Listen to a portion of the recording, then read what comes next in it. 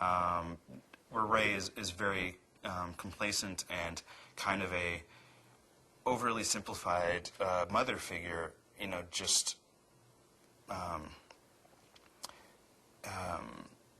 as if all her definition is in duty, and it's kind of Rei is simple and in a way non-sexual, where Asuka definitely has more fieriness to her.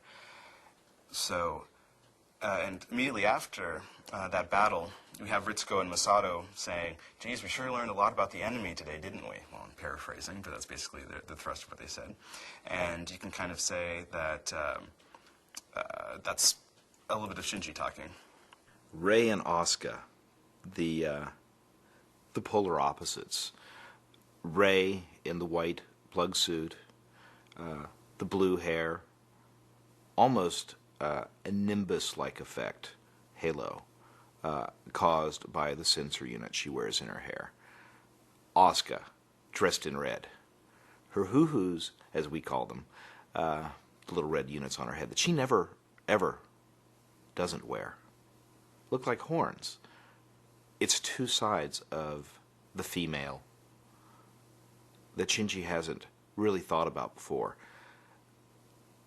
When he falls on Rei in her apartment and his hand touches her breast, we see elsewhere the images of the mother holding the child to the breast. Suddenly the dichotomy is introduced that this creature which nurtures and protects is something else. But Rei is not quite complete. He doesn't know why, but there's something about Rei that simply does not compute. Asuka, on the other hand, immediately sets up a reaction that, who is she? How dare she? And yet, inevitably, he finds himself being pulled along in the scheme. Asuka is a true complex individual, whereas Rei, and this may explain a lot of her popularity as a character, is in many ways a fantasy figure, completely compliant, willing to do whatever you ask, whatever the personal cost. Israfel, the seventh angel, is the one that is made famous because it required coordinated dancing to overcome it. So this basically is an analogy to a 14-year-old girl and a 14-year-old boy learning to dance at the school dance function, and it's just again pushed to the extreme limit in symbolism. So we see the complexity of what's going on, where Rei is interfacing with Shinji better. Asuka has a certain amount of jealousy, and it creates the social dynamic that a 14-year-old discovers. Well, when you enter high school, it's a whole new world, and it's kind of introducing that. And let's not forget what dancing really is in the end. It's a physical metaphor for another physical act performed by two people, male, female bodies, interacting in rhythmic pulses. There is no doubt that for the first time, Shinji is really starting to think about that aspect of the human condition. And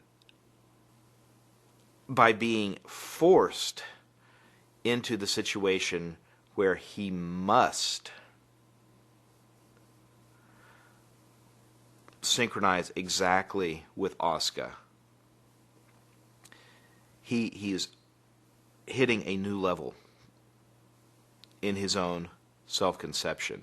It's also really important to note a couple of other things. For example, the fact that Rei drops into synchronization with Shinji perfectly. There is absolutely no problem. And yet it is decided that Asuka should be the one to do it. Well, why is this? This is because Rei, again, is not really truly what he needs.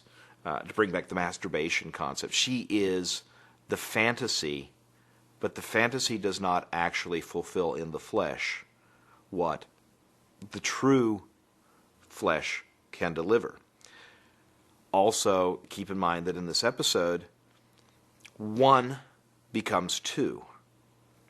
The alien splits into two, and then the two, Shinji and Asuka, must become one in the dance in order to bring things back about. So it's a complex metaphor in which the end product, destroying the angel, the Big Bang, is literally orchestrated by the outside elements, in this case Misato, basically saying, look, this is what you have to do in order to go to this step. So he's being pushed again along the process of, you've got to be ready for this when it happens. Sandalphon, the eighth angel, kind of represents where Asuka develops a little bit more trust for Shinji. Shinji actively helps her, and we have the famous thermal expansion line. So we see that Asuka is kind of flirting with Shinji much more, and you see that there's a strong relationship growing between the two, albeit extremely complicated. The eighth angel basically brings that about. It's also interesting in that after the previous episode, in which Asuka and Shinji had to work together in order to accomplish a goal, that now there is both a feeling of more assurance in each other's abilities, but at the same time an increasing anxiety about where this is going. When Shinji is by the pool and Asuka is doing her homework, a great deal is made by her about how much more advanced in school than he is. And at the same time, she takes advantage of the situation to draw attention to her own sexuality. And we're looking at this point of where is the state of attraction between these two characters? Because on the surface, they do not seem to like each other very much, and yet they have been forced to cohabitate together. They have been basically living under one roof for quite a while now, doing the same job. They are essentially bound, even though there is not anything legal about it. In other words, it's a steady relationship. They're dating steadily, like it or not.